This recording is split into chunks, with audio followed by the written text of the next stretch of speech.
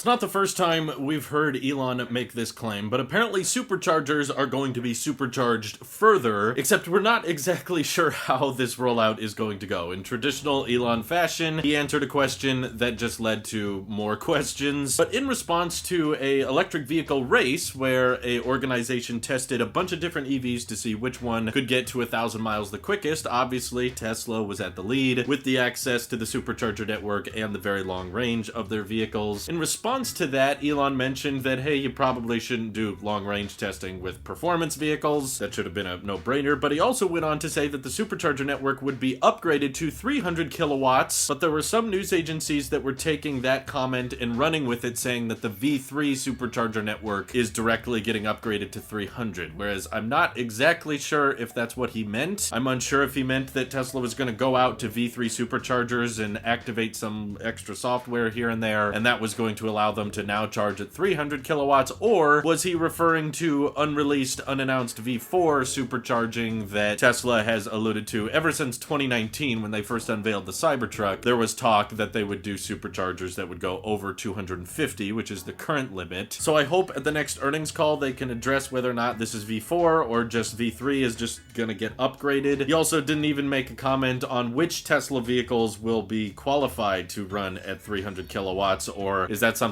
we're going to have to wait for in future hardware upgrades, or will one day we just get a software update that unlocks 300 kilowatt supercharging at Model 3s, Ys, S's, and X's? We really don't know much at this point, but it's a subject that I was hoping to talk about recently anyway, so I'm glad Elon made some more vague tweets on this subject, because the common response that I myself have used in a lot of videos, but since I've somewhat changed my opinion when it comes to supercharging speed, is that the charging curve of your vehicle is almost more important than the peak charging rate. And I think this is a reasonable answer that a lot of EVs can get away with not having a 200 or 300 kilowatt charging rate, because they get to say the time between 0% and 80% can be still pretty close to a supercharger if you consider that even with V3 chargers you get up to around 250 kilowatts, but then as time goes on the charging speed tapers off and it doesn't charge quite as fast, and depending on how quickly that charging speed tapers off, there's even been some situations where Electrify America can technically get a vehicle to 80% faster than Tesla can get. I think that's more of a dated way to look at electric vehicles, and I do want to talk a bit more about why I think the 300 kilowatt charging speed does matter, and it's because with EVs and charging stations we have a lot more integration, especially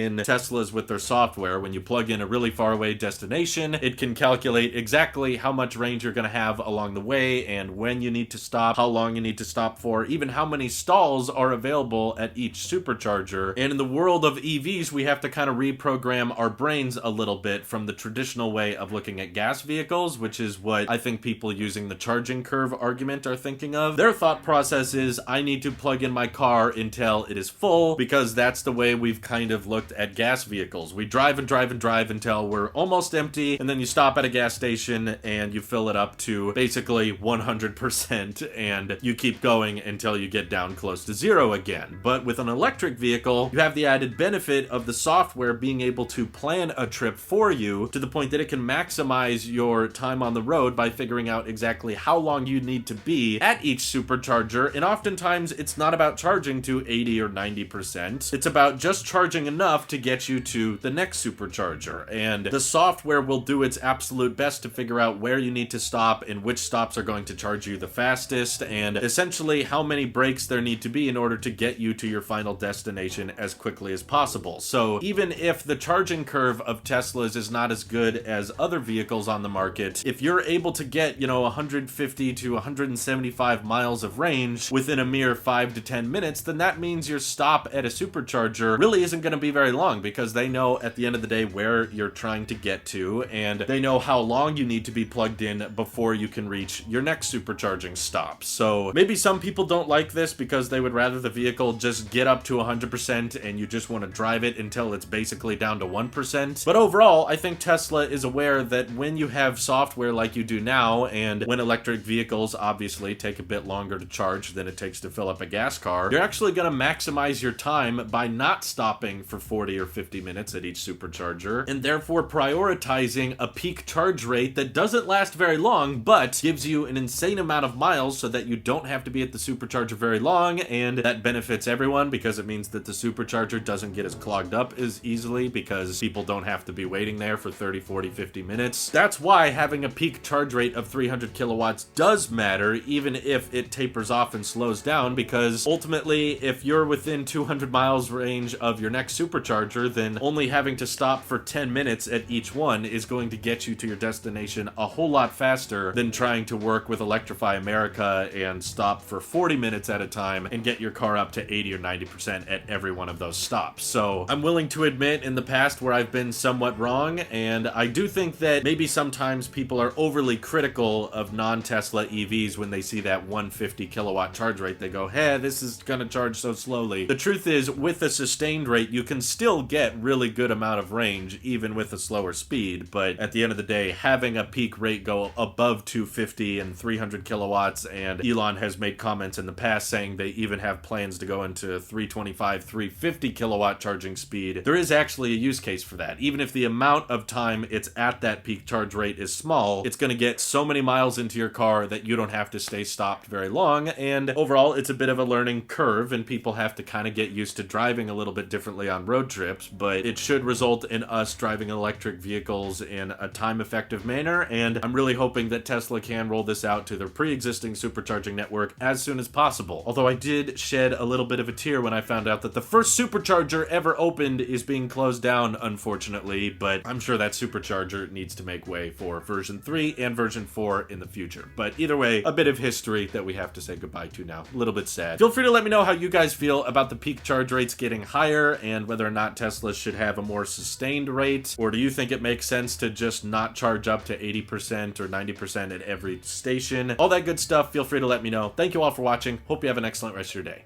Take care.